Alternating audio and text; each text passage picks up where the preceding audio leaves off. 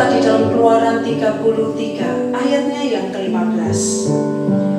Dia mengatakan, firman Tuhan mengatakan, berkatalah Musa kepadanya, jika engkau sendiri tidak membimbing kami, janganlah suruh kami berangkat dari sini. Saudara, di dalam masa-masa saat ini, begitu banyak kesulitan yang kita hadapi. Kehidupan kita harus bergantung kepada Tuhan. Jangan pernah berjalan tanpa rencana Tuhan, tanpa cara Tuhan, dan tanpa waktu Tuhan. Biarlah sungguh-sungguh kita mohon Tuhan, biarlah aku berjalan hanya dengan penyertaan. Mari sebelum kita ibadah, memulai ibadah, kita akan menaikkan pujian ini bersama-sama.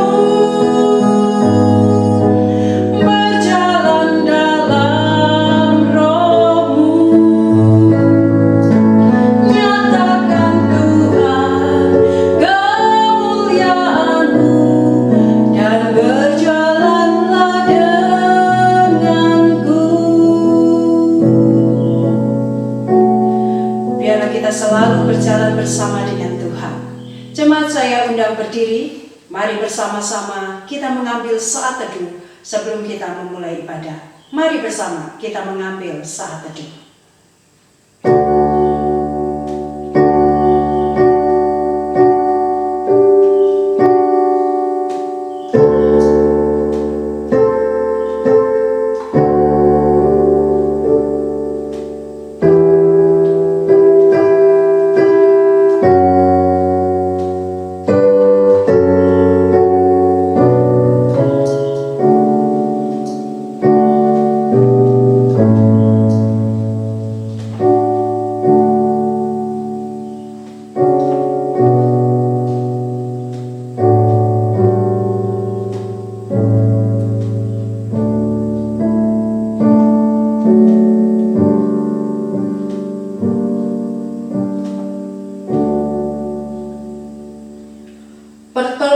Ibadah kita datangnya dari Allah pencipta langit dan bumi. Turunlah atas kita kasih karunia dari Allah Bapa, Allah Putra dan Allah Roh Kudus, menyertai ibadah kita dari awal hingga pada akhirnya. Amin. Jemaat yang dikasihi oleh Tuhan, kasih Tuhan pemeliharaan, dan kuasa Tuhan selalu menaungi hidup kita. Oleh karena itu sudah seharusnya kita juga mengatakan apa yang dikatakan oleh pemazmur.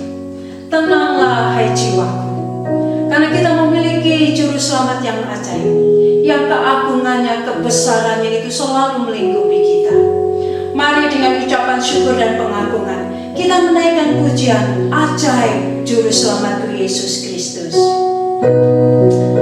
Dengan sukacita dan bersyukur kita menaikkan pujian ini.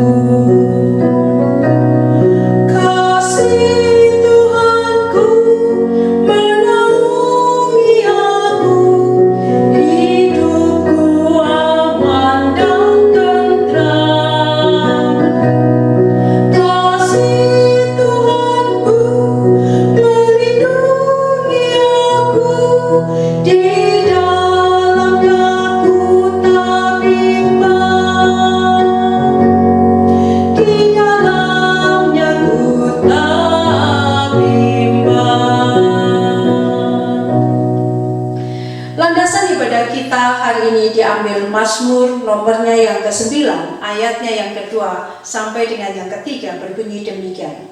Aku mau bersyukur kepada Tuhan dengan segenap hatiku. Aku mau menceritakan segala sesuatu perbuatannya yang ajaib.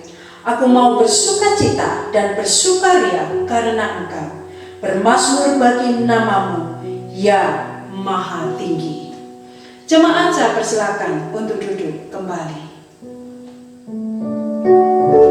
Jemaat yang dikasihi oleh Tuhan, firman Tuhan mengatakan, sekalipun kita tidak setia kepada Tuhan, tetapi Dia adalah Allah yang setia.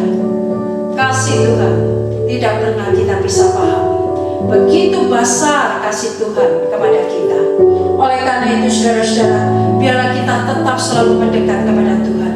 Jangan pernah takut, jangan pernah ragu. Allah tetap mengasihi engkau dan saya sebagaimana kita ada. Mari kita menaikkan pujian, oh kasih-Mu ajaib indah. Oh Tuhanku, Kau panggilku pulang, dan cinta-Mu menggerakkan hatiku. Meski hina, Engkau masih cinta. Oh kasih-Mu sungguh tak terduga. Oh kasih-Mu ajaib indah, dalam lebar sungguh tak terduga. Meski aku mendukakan Dikau, oh cinta-Mu memanggilku pulang. Ku telah janji, ku cinta padamu, dan berkata, ku tak tinggalkanmu. Sesungguhnya ku ingkari janji, tinggalkanmu, dukakan hatimu. Oh kasih-Mu ajaib indah, dalam lebar sungguh tak terduga. Meski aku mendukakan Dikau, oh cinta-Mu memanggilku pulang. Saudara, kembalilah kepada Yesus Kristus. Kasih Tuhan selalu ada bagi engkau dan saya, karena kasih Tuhan begitu ajaib bagi kita. Oh Tuhanku, Kau tak biarkanku. Oh kasih-Mu masih mencariku. Kau ku peluk dalam pribadi-Mu, hantar daku pulang ke rumah-Mu. Oh kasih-Mu ajaib indah, dalam lebar sungguh tak terduga. Meski aku mendukakan Dikau, oh cinta-Mu memanggilku pulang. Oh kasih-Mu ajaib indah, dalam lebar sungguh tak terduga. Meski aku mendukakan Dikau, oh cinta-Mu memanggilku pulang. Mari bersama-sama kita masuk di dalam doa pengakuan dosa. Mari bersama kita berdoa. Tuhan, kami berani datang di hadapan-Mu karena kasih-Mu yang memanggil kami. Kami tahu betapa banyak pelanggaran kami, betapa kami mengingkari janji-janji kami, betapa kami ya Tuhan mengingkari apa yang menjadi kerinduan di hadapan-Mu ya Tuhan. Tetapi kasih-Mu tidak pernah lepas dari kami. Engkau tetap setia dan mengasihi kami. Oleh karena itu ya Tuhan, karena kasih-Mu yang hebat atas kami datang mengakui segala kesalahan dan dosa kami. Seperti seorang anak yang mengakui segala kesalahan di hadapan bapaknya, demikianlah kami ini mengaku salah dan dosa kami di hadapan-Mu. Salah dan dosa kami terhadap Tuhan, terhadap sesama kami, terhadap keluarga kami, terhadap orang tua kami, terhadap suami istri kami, terhadap anak-anak kami, terhadap saudara kami. Ampuni Tuhan jika kami tidak memuliakan nama-Mu. Ampuni jika orang lain tidak melihat kebaikan hati kami. Karena itu Tuhan, kami mengaku salah di hadapan-Mu. Tuntunlah kami Tuhan kembali kepada jalan-Mu, dan tuntunlah kami Tuhan untuk selalu menuruti kehendak-Mu. Tuhan, kami mohon kiranya Tuhan mengampuni kami, dan kami mohon kiranya kasih Allah terus melingkupi kami, sampai kami bertemu dengan Tuhan Yesus kembali. Terima kasih ya Bapa. Ini doa kami yang kami alaskan hanya di dalam satu nama, Tuhan kami Yesus Kristus. Kami ini sudah berdoa dan mengucapkan syukur. Amin. Jemaat sekalian, bagi setiap kita yang dengan tulus-tulus, sungguh-sungguh mengakui segala kesalahan dan dosanya, dengarkanlah akan berita anugerah yang diambil dari kitab Mazmur 5 ayatnya ketiga dan yang keempat berbunyi demikian. Kasihanilah aku ya Allah menurut setiamu. Hapuskanlah pelanggaranku menurut rahmat-Mu yang besar. Bersihkanlah aku seluruhnya dari kesalahanku dan tahirkanlah aku dari dosaku. Saudara, sebagai orang-orang yang sudah mengakui segala kesalahan dan dosa, kita harus hidup menurut kehendak Tuhan. Dengarkanlah petunjuk hidup baru yang menjadi kehendak Tuhan, tuntunan Tuhan untuk kita lakukan. Yang saya ambil di dalam Efesus 5 ayat yang ke-20 berbunyi demikian. Ucapkanlah syukur senantiasa atas segala sesuatu dalam nama Tuhan kita Yesus Kristus kepada Allah Bapa kita. Jemaat yang dikasihi oleh Tuhan, saya undang jemaat untuk berdiri. Mari bersama-sama kita akan mengikrarkan iman kita dengan mengikrarkan pengakuan iman rasuli. Pengakuan iman rasuli. Aku percaya kepada Allah, Bapa yang Maha Kuasa, Khalik langit dan bumi, dan kepada Yesus Kristus, Anaknya yang tunggal Tuhan kita, yang dikandung dari Roh Kudus, lahir dari anak darah Maria, yang menderita sengsara di bawah pemerintahan Pontius Pilatus, disalibkan, mati dan dikuburkan, turun ke dalam kerajaan maut. Pada hari yang ketiga bangkit pula dari antara orang mati, naik ke surga, duduk di sebelah kanan Allah, Bapa yang Maha Kuasa, dan dari sana Ia akan datang untuk menghakimi orang yang hidup dan yang mati. Aku percaya kepada Roh Kudus, gereja yang kudus dan am, persekutuan orang kudus, pengampunan dosa, kebangkitan tubuh, dan hidup yang kekal. Amin.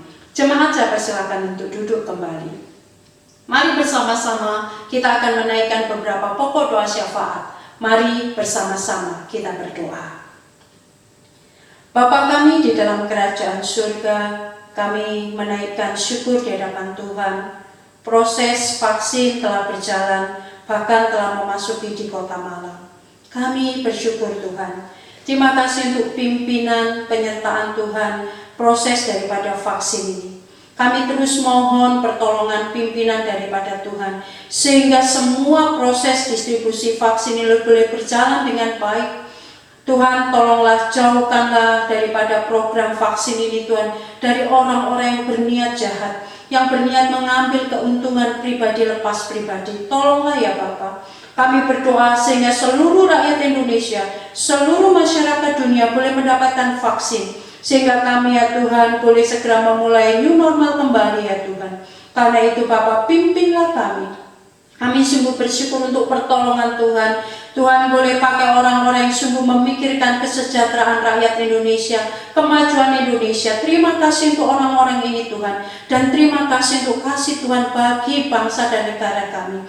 Terima kasih untuk pemerintahan kami. Terima kasih untuk semua tenaga medis. Terima kasih untuk para penemu. Terima kasih untuk semua orang-orang di lapangan yang bekerja keras dengan sungguh-sungguh Tuhan menjalankan proses vaksin ini. Kami berdoa untuk pendataan, kami berdoa untuk segala langkah demi langkah. Tuhan Yesus pimpinlah, sehingga proses ini Tuhan boleh berjalan dengan pimpinan daripada Tuhan.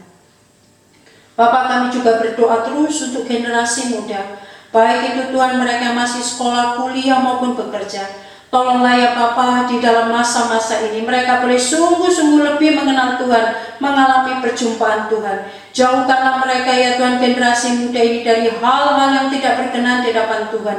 Tapi tumbuhkanlah, bangkitkanlah pemuda-pemuda yang takut akan Tuhan, pemuda-pemuda yang mempunyai pengaruh dan bersinar bagi banyak orang, dan pemuda-pemuda yang boleh membawa pemuda lain untuk mengenal Engkau ya Tuhan Yesus. Bangkitkanlah pemuda-pemuda Kristen yang mencintai Tuhan, mempunyai pengaruh bagi bangsa dan negara, dan kemajuan bagi bangsa dan negara. Bapa, kami juga berdoa ya Tuhan, menyerahkan akan setiap orang-orang yang mengalami kelemahan tubuh. Kiranya Tuhan juga menolong. Kami berdoa untuk setiap pasien-pasien COVID-19. Tuhan, berikanlah kekuatan dan pengharapan. Kami berdoa untuk tenaga-tenaga kesehatan. Tuhan juga berikan kekuatan sehingga boleh bergandengan tangan. Kami percaya bahwa Tuhan tidak pernah meninggalkan kami dan Tuhan selalu mendengarkan doa kami. Bapa, kami juga berdoa menyerahkan akan setiap orang-orang yang saat ini beribadah bersama-sama saat ini. Bapa, berikanlah kekuatan kepada mereka. Berikanlah penghiburan, berikanlah sukacita. Apa yang menjadi pergumulan mereka, apa yang menjadi kebutuhan mereka, apa yang menjadi kerinduan mereka, biarlah mereka Tuhan terus menyerahkan ke dalam tangan Tuhan. Hamba-Mu berdoa setiap anak-anak-Mu yang saat ini beribadah, pimpinlah mereka ya Tuhan, berkatilah kehidupan mereka. Kami percaya Tuhan tidak pernah meninggalkan kami. Terima kasih ya Tuhan, terima kasih. Mari bersama-sama kita mengakhiri doa syafaat ini dengan menaikkan doa Bapa kami yang diajarkan oleh Tuhan Yesus Kristus. Doa Bapa kami.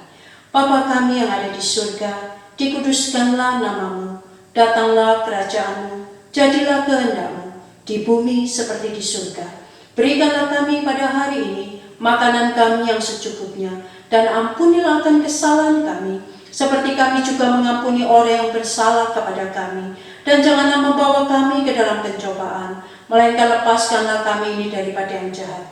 Karena Engkau yang mempunyai kerajaan, kuasa, dan kemuliaan sampai selama-lamanya. Amin. Jemaat sekalian, tiba saatnya kita akan bersama-sama mendengarkan firman Tuhan yang akan disampaikan oleh Bapak Pendeta Eliatman. Kami persilahkan.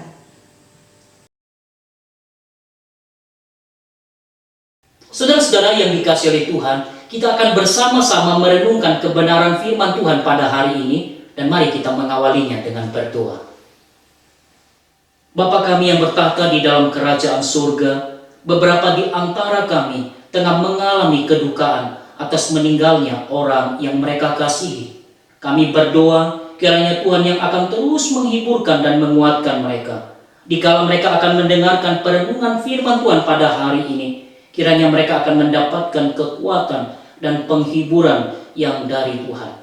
Dan bahkan setiap kami yang mendengarkan perenungan firman Tuhan pada hari ini akan mendapatkan pencerahan dan kekuatan yang baru dari Tuhan. Pimpin hamba-Mu yang menyampaikan, atur seluruh pembicaraannya, supaya yang disampaikan semata-mata adalah kehendak Tuhan yang mulia. Di dalam Kristus Tuhan kami berdoa. Amin. Mari kita membuka Alkitab kita yang terdapat di dalam 2 Timotius pasal yang kedua, ayat 1 hingga ayat yang ke-7. 2 Timotius pasal yang kedua, ayat 1 hingga ayat yang ke-7 berbunyi demikian. Sebab itu, hai anakku, jadilah kuat oleh kasih karunia dalam Kristus Yesus. Apa yang telah engkau dengar daripadaku di depan banyak saksi, percayakanlah itu kepada orang-orang yang dapat dipercayai, yang juga cakap mengajar orang lain. Ikutlah menderita sebagai seorang prajurit yang baik dari Kristus Yesus. Seorang prajurit yang sedang berjuang tidak memusingkan dirinya dengan soal-soal penghidupannya, supaya dengan demikian ia berkenan kepada komandannya. Seorang olahragawan hanya dapat memperoleh mahkota sebagai juara apabila ia bertanding menurut peraturan-peraturan olahraga. Seorang petani yang bekerja keras haruslah yang pertama menikmati hasil usahanya. Perhatikanlah apa yang kukatakan, Tuhan akan memberi kepadamu pengertian dalam segala sesuatu. Saudara-saudara yang dikasihi oleh Tuhan, tema perenungan firman Tuhan kepada kita pada hari ini yaitu penderitaan. Siapa takut? Maka mereka yang tergila-gila dengan teologi kemakmuran, saudara-saudara, tentu saja akan menolak tema-tema yang seperti ini. Akan menolak tema-tema yang berbau-bau penderitaan. Mengapa, saudara-saudara? Karena bagi mereka ikut Tuhan, jadi orang Kristen itu mesti kaya, mesti makmur secara materi. Padahal, saudara-saudara, di dalam kenyataannya ada orang-orang Kristen yang memang kaya raya, saudara. Tetapi ada juga orang-orang Kristen yang memang miskin, yang diizinkan oleh Tuhan tetap miskin secara materi sampai matinya. Jadi kekristenan sejati, saudara-saudara, tidaklah diukur dari kaya atau miskinnya seseorang secara materi. Tetapi saudara-saudara, kekristenan sejati diukur dari imannya, dari kedewasaan rohani, saudara-saudara. Saudara-saudara yang dikasihi oleh Tuhan, lalu apakah berarti tema perenungan firman Tuhan kepada kita pada hari ini mengenai penderitaan? Apakah sedang mengajak kita, mendorong kita untuk mencari-cari penderitaan, menyusahkan diri, menyakiti diri, atau melukai diri? Apa begitu, saudara-saudara? Kalau ini sampai terjadi, ini namanya keluar dari ekstrim kiri, yaitu kemakmuran, sekarang kelelep ataupun kecebur di dalam teologi mencari-cari penderitaan. Jadi yang benar, saudara-saudara, bukan tergila-gila kepada teologi kemakmuran, bukan pula mencari-cari penderitaan. Bukan, saudara-saudara. Tetapi perenungan kita hari ini, penderitaan siapa takut, adalah sesungguhnya untuk mempersiapkan kita menghadapi tantangan, penderitaan, dan penganiayaan yang mungkin akan dihadapi oleh orang-orang Kristen. Bukankah saudara Yesus sendiri pernah mengatakan kepada kita, kepada murid-muridnya, lihat, aku mengutus kamu seperti domba ke tengah-tengah serigala. Berarti dunia atau tempat di mana Tuhan mengutus kita sebagai duta-duta Kristus, itu adalah satu tempat atau dunia yang memang tidak mudah, yang keras, bahkan berpotensi jahat kepada kekristenan kita. Dan Paulus sendiri, saudara, pernah menyebut-nyebut mengenai serigala-serigala yang ganas, yang menyusup dan mengobrak-abrik daripada komunitas kekristenan. Saudara-saudara yang dikasihi oleh Tuhan, seorang penafsir mengatakan 2 Timotius ini sengaja ditulis oleh Paulus kepada Timotius demi untuk memberi penguatan kepada Timotius yang sedang berhadapan dengan pelayanan yang berat, berhadapan dengan para penentang ataupun penyesat, dan menyaksikan ada orang-orang tertentu yang desersi dari pelayanan ataupun meninggalkan pelayanan. Jadi saudara, mempertimbangkan akan segala kemungkinan, tantangan, kesulitan, penderitaan yang bakal dihadapi oleh Timotius, maka Paulus selaku bapa rohani itu memberikan dorongan dan nasihat kepada Timotius, dan juga untuk kita pada masa kini, yaitu yang pertama, jadilah kuat oleh kasih karunia dalam Kristus Yesus. Mari kita sama-sama sebutkan, jadilah kuat oleh kasih karunia dalam Kristus Yesus. Saudara, tidaklah asing di telinga kita, saudara, kalau kita seringkali mendengar akan kecenderungan Timotius yang penakut ataupun pemalu. Tapi coba lihat, bapa spiritualnya yakni Paulus justru mengutusnya ke ladang yang keras, yang beresiko tinggi, saudara. Jadi penakut, tapi ditempatkan di ladang yang menakutkan. Penakut di tempat yang menakutkan. Saudara, kita nggak habis pikir, saudara, apa tidak ada orang lain? Mengapa harus Timotius? Apakah tidak ada orang yang jauh lebih berani pada zaman itu? Apakah Paulus sedemikian teganya itu mengutus Timotius ke Efesus yang merupakan ladang yang keras dan beresiko tinggi? Masakan nggak ada pertimbangan yang lain? Saudara, mungkin kalau kita akan mendaftar atau melisnya, saudara, itu akan ada banyak sejumlah keberatan mengenai pengutusan Timotius oleh Paulus. Tetapi saudara yang dikasihi oleh Tuhan, kalau kita mengerti ayat pertama ini dengan baik-baik, maka keberatan pun akan sirna. Keberatan kita pun akan buyar.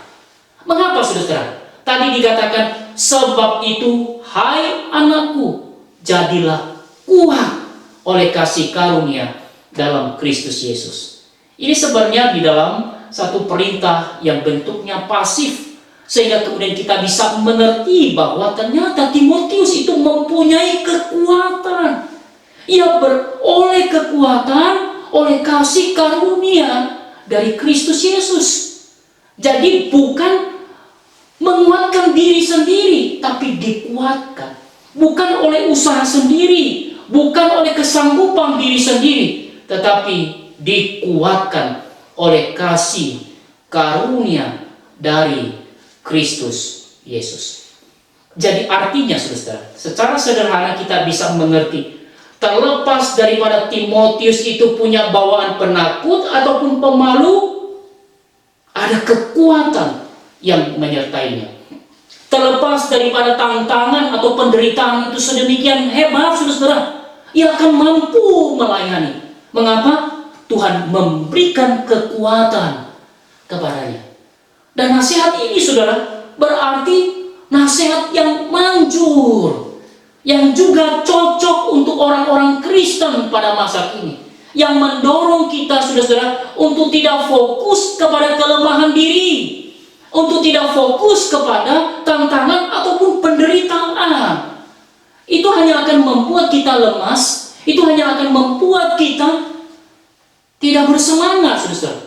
Tetapi kalau kita mengingat-ingat kasih karunia Tuhan yang memberikan kekuatan kepada kita di dalam segala pelayanan dan di dalam segala apapun yang kita perbuat, inilah yang akan membuat kita menjadi fresh.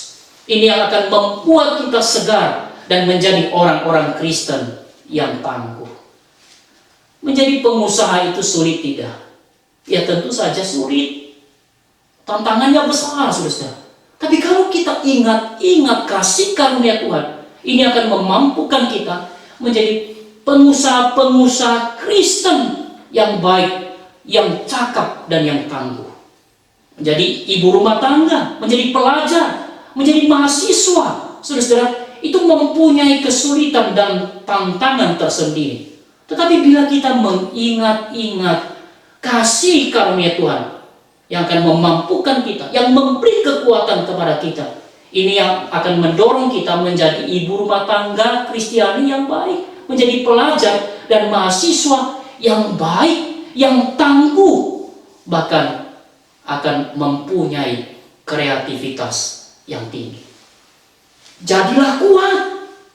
Berarti aku kuat karena Tuhan yang memberi kekuatan kepadaku. Saudaraku yang dikasihi oleh Tuhan, jangan fokus kepada kelemahan diri. Jangan fokus kepada tantangan-tantangan yang gede. Tapi mari kita mengingat-ingat kasih karunia Tuhan yang akan memberikan kekuatan kepada kita, baik di dalam mengatasi ataupun melawan kelemahan diri, maupun di dalam menghadapi tantangan-tantangan dan kesulitan-kesulitan yang ada di depan kita. Amin. Dan selanjutnya, saudara, mempertimbangkan akan segala kemungkinan, tantangan dan penderitaan yang bakal dihadapi. Maka nasihat Paulus kepada Timotius dan juga kepada kita, percayakanlah segala pengajaran yang telah diterima. Saudara, ada banyak cara, ada banyak metode untuk menurunkan apa yang dikatakan oleh Paulus ini. Percayakan segala pengajaran, termasuk keteladanan Paulus. Ada banyak cara, ada banyak metode, saudara. Kita tidak mesti seragam, tetapi saudara, prinsipnya sama, yaitu kepada orang-orang yang bisa dipercayai, atau kepada orang-orang yang disebut juga setia, saudara. Jadi kita tidak boleh terjebak kepada sosoknya yang mungkin good looking begitu ya, kepada performance-nya yang baik, ya kelihatannya baik, saudara, bagus. Kita tidak boleh terjebak di sana, saudara. Kita tidak boleh terjebak kepada sosoknya yang mungkin terkenal begitu ya. Tidak, saudara. Tetapi apakah ia bisa dipercayai? Apakah ia adalah seorang yang setia? Itulah sebabnya, saudara, kalau kemudian sampai salah orang, inilah yang akan memampatkan regenerasi, memampatkan apa yang dimaksudkan oleh Paulus di dalam ayat yang kedua ini. Akan terjadi hasutan, adu domba, lalu memecah belah daripada komunitas kekristenan seperti yang pernah disinggung di dalam palser-palser sebelumnya. Salah fasilitator. Tidak heran kita pernah mendengar komsel, kelompok sel berubah menjadi ruang gosip dan memburuk-burukan nama baik orang lain.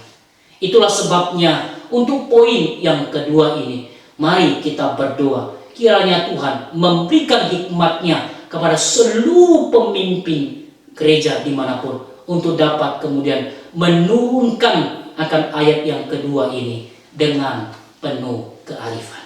Amin. Dan yang terakhir, saudara, mempertimbangkan akan segala kemungkinan, tantangan, dan penderitaan yang bakal dihadapi oleh Timotius. Maka nasihat Paulus kepada Timotius dan termasuk kepada kita orang-orang Kristen pada masa kini, yaitu mengingat POP, lagu POP, POP, yaitu prajurit, olahragawan, lalu petani. Prajurit ingat dedikasi ataupun pengabdiannya yang semata-mata mencari perkenanan sang komandan. Olahragawan ingat kedisiplinannya terhadap segala tetek bengek daripada peraturan pertandingan ataupun perlombaan. Lalu petani ingat ketekunannya di dalam mengelola akan ladang pertaniannya. Artinya apa ini, saudara-saudara? Sesulit apapun tantangan dan mungkin penderitaan yang akan kita hadapi di dalam kita mengiring Tuhan, di dalam kita melayani Tuhan, ayo ingat POP. Kita akan terus mengabdi, belajar disiplin, dan juga akan terus bertekun seperti seorang petani. Kalau kita sampai kehilangan prinsip ini, saudara-saudara, tidak perlu banyak mencari contoh keadaan. Satu keadaan saja, yakni keadaan corona, sudah akan membungkam kekristenan kita. Lalu kita akan terus-menerus mengkambing hitamkan corona, mengkambing hitamkan COVID-19. Mengapa tidak ibadah? Ada corona. Mengapa tidak berdoa? Ada COVID-19. Mengapa tidak melayani? Lagi-lagi corona. Tetapi kalau kita mempunyai prinsip melalui metafora POP ini, saudara, melalui penggambaran prajurit, olahragawan, dan petani, ini yang akan mendorong kita untuk boleh terus mengabdi, belajar disiplin, dan terus bertekun. Walaupun mungkin keadaan corona ini, saudara, pandemi ini tidak berakhir, bahkan mungkin akan jauh lebih ganas. Kita akan tetap menjadi orang Kristen yang tangguh, yang belajar mengabdi, yang belajar disiplin, serta bertekun seperti seorang petani. Mari kita berdoa. Terima kasih untuk firman-Mu, dan mampukan kami untuk sungguh dapat menghidupi akan firman-Mu ini. Apapun keadaan dan tantangan yang kami hadapi di dalam mengiring Tuhan, dalam kami melayani Tuhan, kami akan menjadi kuat oleh karena anugerah-Mu, belajar meneruskan pengajaran firman Tuhan yang telah kami terima, dan juga menghidupi akan metafora ataupun penggambaran POP, yakni belajar mengabdi, belajar disiplin, dan setia untuk boleh bekerja keras, bertekun sampai Tuhan Yesus datang untuk kedua kali.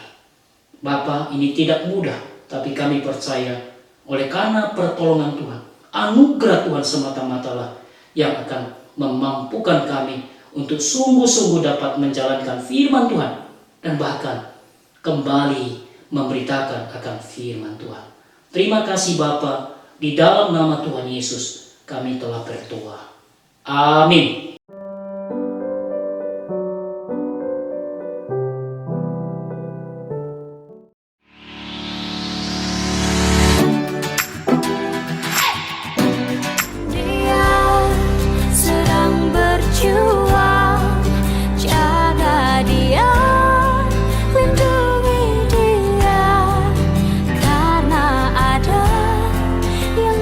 Aku mau berbagi. Caranya bagaimana? Saya mau ikut berbagi, apa bisa?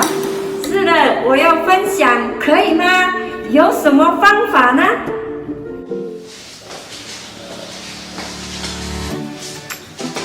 Shalom. Bisa. Siapa saja bisa berbagi makan siang dengan mereka. Bagaimana caranya? Bagi Anda yang mau berbagi makan siang dengan mereka, namun memiliki kesulitan, karena kesibukan Anda, karena waktu, karena jarak, karena kesehatan, bahkan karena kondisi pandemi saat ini, kami mempunyai solusi bagi Anda. Gereja kita mengadakan program Ayo Berbagi Makan Siang. Seminggu sekali selama 4 minggu, kita akan membagikan makan siang kepada mereka yang membutuhkan. Kita targetkan minimal 100-150 box makan siang kita bagikan setiap minggunya. Bagi Anda yang mau bergabung dalam program Ayo Berbagi Makan Siang ini, Anda dapat mendukung dana dengan menyalurkannya melalui nomor rekening ini. Bagi Anda yang membutuhkan informasi lebih lanjut dapat menghubungi Pendeta Eliatman, Evangelis Erni, atau Saudari Lisa. Ayo berbagi makan siang bersama. Kami siap membantu Anda. Tuhan Yesus memberkati. Jemaat sekalian, mari bersama-sama kita menghantarkan persembahan kita dengan ucapan syukur, dengan pujian yang begitu mengagumkan Tuhan. Berikan yang terbaik untuk Tuhan, untuk pekerjaan Tuhan. Kita akan menghantarkan persembahan kita dengan menaikkan pujian Juru Selamat yang ajaib.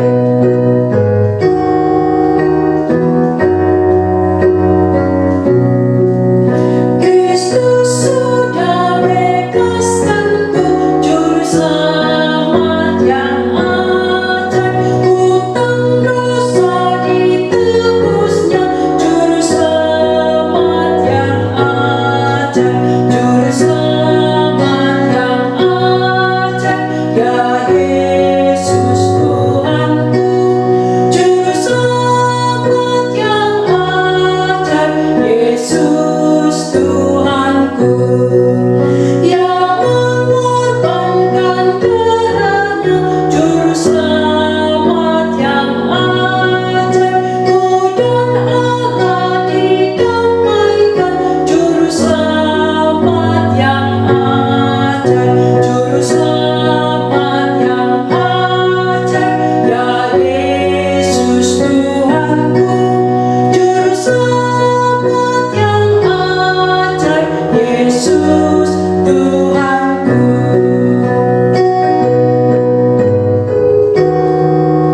Baiknya yang ketiga.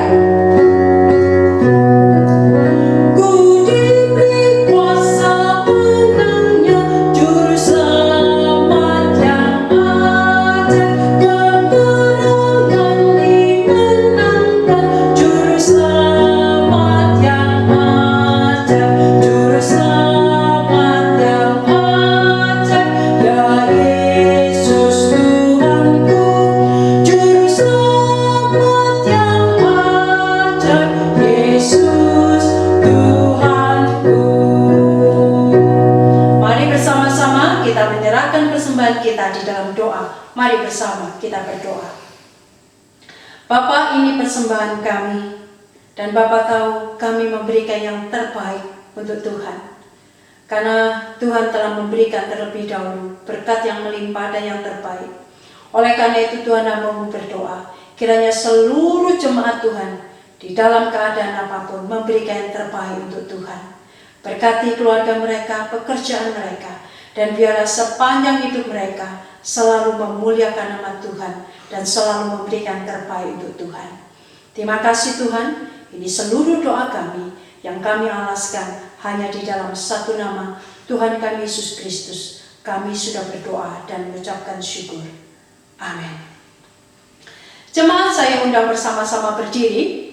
Kita akan mengakhiri ibadah kita dengan menaikkan pujian doksologi dan doa berkat yang akan disampaikan oleh Pendeta Eliatman. Saya undang jemaat untuk berdiri.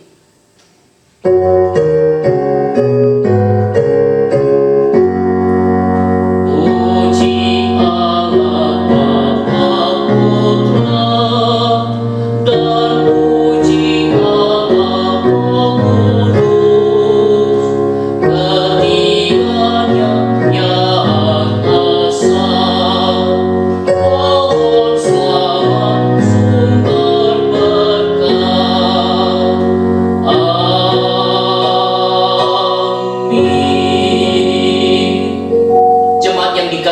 Tuhan, arahkanlah hatimu kepada Tuhan dan terimalah berkat-Nya. Kiranya berkat daripada Allah Bapa, kasih sayang daripada Kristus Tuhan, pertolongan penghiburan daripada Roh Kudus, kiranya menyertai saudara semua mulai hari ini sampai Tuhan Yesus datang untuk kedua kalinya. Amin. Amin. Amin.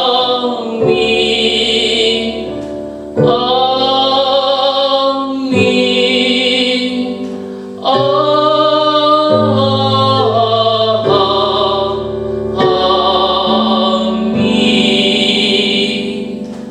Amin.